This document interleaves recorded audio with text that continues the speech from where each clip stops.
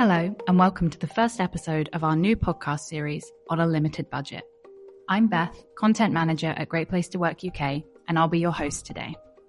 Great Place to Work is the global authority on workplace culture. Every year, we get direct feedback from over 10 million employees around the world, working across a range of companies in various industries and sizes, telling us how they really feel about their employer. Diving into the data, we noticed that many organizations share a common challenge: how to build and sustain a great company culture without the need for major financial investment. Today, we're exploring one key element of this critical challenge: fostering employee well-being without breaking the bank. In a time when budgets are tight and employee needs are diverse, it's more important than ever to create a workplace culture that supports well-being. I'm joined by Senior Consultant and Wellbeing Lead Sarah Silvonen and Consultant John Rice. During our conversation, you'll hear Sarah and John share some practical strategies and insights on how to support employees, prevent burnout, and empower managers to enhance employee well-being. From job design to leadership behaviours, we'll discuss the most effective ways to build a culture of well-being that benefits both employees and the organisation as a whole. Join us as we explore employee well-being on a limited budget and discover how even the most budget-conscious businesses can create a happy, healthy, and productive workforce. So let's start with the basics. How do we at Great Place to Work define well-being? Yeah, so that's a really important question to start with because, as we all know, it is such a mammoth term and a really broad topic. We're really talking about the experience of being well, ideally where everyone can be their most productive, high-performing, thriving versions of themselves in the workplace, right? We are not sort of philosophically debating what well-being or happiness is. We're talking about workplace-specific well-being and what employers can do specifically. So I'd say in a nutshell, it is about creating the conditions for employees to thrive in. That's what employers should take it as. And I'd really encourage people to start untangling that concept of well-being from wellness, which it's tempting to use interchangeably. But when we talk about wellness, it is more about getting people to this momentary state of good health through various self-care practices, whereas well-being is a more holistic sort of overarching concept, which is what we'll try focus on today. How do we get people to thrive at work? And could you explain a little bit more about why well-being is so important? Sure. I mean, there's a ton of evidence and research about this. I like to split it into this sort of carrot and stick argument. So in its simplest terms, there are all these costs like sickness absence, presenteeism, and turnover that are associated with poor employee well-being. That's the stick. That's what you want to avoid. And then on the other hand, there are all these benefits like discretionary effort, loyalty, productivity, employee branding, retention, all these things that we see associated with good employee well-being. And that's the carrot. That's what we want to see. And then I'd just say generally, besides employers having a duty of care and just it being the right thing to do, it comes down to the concept of sustainability as well. So yes, you can work your employees to the bone and you can probably get great results for a short period of time, but that's just not going to be sustainable in the long run, is it? So you have to nurture their well-being if you want to be a sustainable organization. And this also plays into their talent management as well. So if people aren't feeling that sustainable level of well-being in the workplace, they are more likely to leave, simply put, and you'll have a higher level of attrition. And it can be shown on things like Glassdoor reviews and stuff like that. So people will also be less likely to join the organization as well. So it's really that talent attraction and talent retention piece as well in there. Okay, so we know well-being is a vital part of building a thriving culture, but a lot of people assume that it requires a lot of investment. But we work with clients ranging from small to super large organizations with all sorts of differing budgets. How have you seen organizations on a more limited budget approach well-being? Yeah, so this is where I'd say that distinction between well-being and wellness really comes in handy, because a lot of these sort of perks and programs and snazzy initiatives that we see associated with wellness, of things like private medical insurance or fancy gym memberships or mindfulness apps, all these things, they do often come at a cost, sometimes a significant one.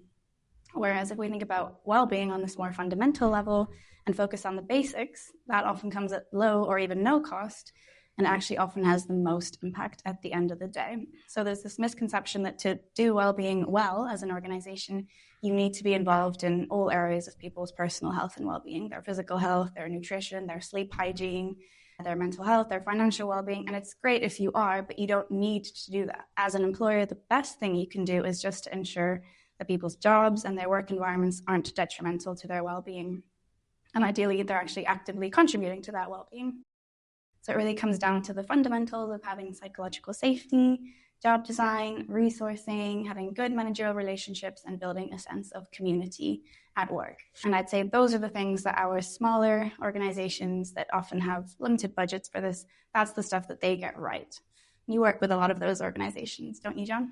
I do, and it definitely rings true. I've worked with a lot of organizations and spoken to individual employees where they have those wellness pieces, the things like yoga, mindfulness platforms, financial well-being seminars. And whilst they do help in a micro way, the more macro substantial things like stress management, like allocation of work, aren't prioritized by the organization. And this leads to these things ringing hollow and people feeling like they're false and more like marketing plasters over the fundamental cracks of the organization. So definitely that sort of core piece of managing people's stress in the workplace is definitely a thing that should be prioritized there. And that was such a nice way you put it to me last week. These little things, the cute little things, they're well-being ads, they're not well-being makers. Absolutely. And as well as this, a lot of these smaller organizations focus on building that culture of camaraderie and fun in the workplace through things like perhaps lunchtime events, listen and learns, and those small things that kind of bring people together and create that sense of community at the workplace. And that helps people feel like the organization cares about them, but also builds those relationships between themselves and their colleagues, and they feel like their colleagues care about them too. Because that feeling of care is probably the most fundamental piece of well-being in organizations, people feeling like they're cared about and that their actual feelings matter. And when you have that in place, people will be more willing to speak up and kind of air these concerns and really get to the core of any well-being issues you have way quicker than if that culture of care isn't in place. Yeah, and it's more real. It's human touch. And on that note of building a culture of care, from our own research at Great Place to Work, we've seen that managers play an important role in employees' well-being. What are some everyday actions that people managers can take to create a healthy workplace environment? 100% managers, especially frontline managers, they play such a key role in virtually all parts of the employee experience, development, talent management, all these things. But when it comes to well-being, they are the real MVPs, of course. We see this all the time in open-ended comments when we ask people, what's the best way your organization can support your personal well-being? Many of them say, surprisingly many, just say, I wish my manager would talk to me more. So I'd say that the very first thing you can do with on no budget to begin with is to make sure that your staff who have people management responsibilities are aware of that, as in the power that they hold just by being people managers. And that they, like John said, they take the time to get to know their team, they spend time with their team, which I know is particularly challenging in a virtual setup or in a hybrid setup, but arguably then even more important to really put in that effort to do so.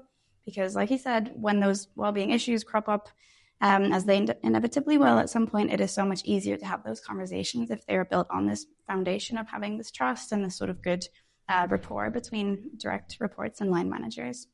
I'd also encourage managers to build in structured touch points, so one-to-ones, at least semi-regularly, and to make sure that they're really listening actively in those one-to-ones.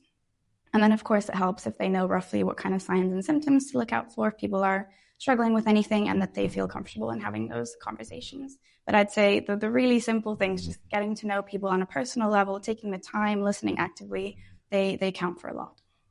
Absolutely. And there's a common adage in our field that your line manager has a greater effect on your overall health than your GP does. So a little cliche, but it is very true. So definitely prioritizing that sort of leadership training and building that atmosphere is very important. As well as this, it's really good to come at things from a more communication angle and kind of have those bottom-up communication methods, whether through sort of dedicated email addresses that people can sort of email with their names on, or anonymous suggestion boxes, kind of giving employees the opportunity to voice their concerns and give feedback, whether, again, anonymized or otherwise, to show where wellbeing could perhaps be improved, but also where wellbeing issues are occurring and really kind of get that crucial information so you can do something about it. Mm-hmm. And we also know that stress and burnout are key factors that impact many employees across the UK. Have you seen any creative strategies that companies have utilised to either prevent this or support those experiencing these symptoms? Yeah, so just to begin with conceptually on that, as you sort of implied in your question, it is important to differentiate between making sure you have proactive and reactive approaches to stress and burnout risk. But let's be clear, it's always better to try prevent things from happening than dealing with them once they already have. So we're going to focus more on that preventative piece, I think. And that is all about building these psychologically safe and healthy work environments with stress reduction habits built into the ways of working and daily workflows. And that can be as simple as just making sure people are building in regular break times into their work days and really encouraging this kind of behavior from the top. So managers role modeling, taking micro breaks during the day, maybe even incentivizing people to do this in various ways. And then also encouraging the use of focus time through various do not disturb signals and having guidelines when people are expected to be responsive, but then also setting boundaries for their time outside of work. Also really important to empower people to prioritize as well as deprioritize. So dropping things off the list or saying no to things, because that is a sure way to get extremely stressed if you feel like you have to take everything on and you cannot say no. And things like auditing your meeting and comms culture as well will go a long way towards reducing stress from the outset. And with all of the above, I think role modeling by managers, by leaders, that's a really powerful way of saying, this is how we work around here. We prioritize well-being from the outset. So if you can show any vulnerability, if you can share your own stress management techniques as a people manager instead of just being busy all the time, that is really going to bring some humanity into the room and work wonders. Some of our clients are also really good at leveraging technology for stress monitoring. I have a tech consultancy client, quite a small one, who told me about a weekly stress check that they conduct on Teams on their Tuesday morning stand-up, where they simply ask 2 questions. How is your workload and how stressed are you feeling? People answer on a scale of 1 to 5, and if anyone is scoring 4 or above, they're encouraged to speak to someone, which sort of brings in that people management piece again. And I've seen very similar to that small tech consultancy in some of my own clients, but more of a traffic light system. So especially for small teams, it works well. Kind of they check in every day. Green is my well-being's great, my stress management's great. Orange is I might need a little help or just a sort of casual conversation to pick me up. And red is I need some help. And normally that's when they would also contact their line managers and get them involved. So there's definitely ways, or particularly in remote teams, kind of maintaining those small indicators that we kind of take for granted in physical offices as well. As well as this in remote teams, it's good to have dedicated channels that are for more casual conversation, things like pet pictures or movie discussions and things like that, just to kind of give people that water cooler talk that might be sort of missing in remote teams and kind of give, again, a sense for people to build that camaraderie, build those relationships with their colleagues. Yeah, they're all good well-being reminders, as we said, isn't it? So you mentioned stress monitoring there. What are some of the other ways you would measure levels of well-being in an organization and particularly measure success when it comes to well-being? It's a good question, and one we get asked quite a lot and doesn't really have a simple answer necessarily. There's a few ways you can go about it. There are the more sort of indirect ways that are a bit more numerical or objective. So you could measure sickness absence levels. You could measure the length of average sickness absence, the reasons people are giving. You could look at usage data of medical insurances, claims, people using your employee assistance programs, reasons for that. Or you could just look at organizational productivity and performance metrics. All these things are probably pretty difficult for smaller organizations on a more limited budget to do, however. So I would say the more direct measures are probably the most useful. So these are things like just looking at scores or sentiment from internal surveys. If you ask about well-being, engagement, how people are feeling at work, just sort of tracking that data over time, maybe after you've implemented a new people management training course or something like that, for example, if you wanted to compare before and after. You could simply ask in one-to-ones between people and their line managers or in team meetings, or in all staffs, like we've said, having a sort of traffic light system or a stress monitoring system, a simple pulse item just to ask how people are feeling. Just measuring sentiment in really simple ways like that often gives you the sort of most sort of rich data. I definitely agree. Wellbeing is one of those things that is hard to measure the success of it, because you can quite easily measure the failures of it when people are kind of showing all those warning signs. You can look around the room and see that people are struggling, but it's harder when you kind of look around the room and see everyone's happy. So I would definitely give a word of caution. Like, don't rest on your laurels. Like, just because you're not sort of experiencing wellbeing issues doesn't mean you shouldn't sort of make sure you're getting that employee voice and hear from people and do these sorts of pulse checks when you can, because things might be bubbling under the surface.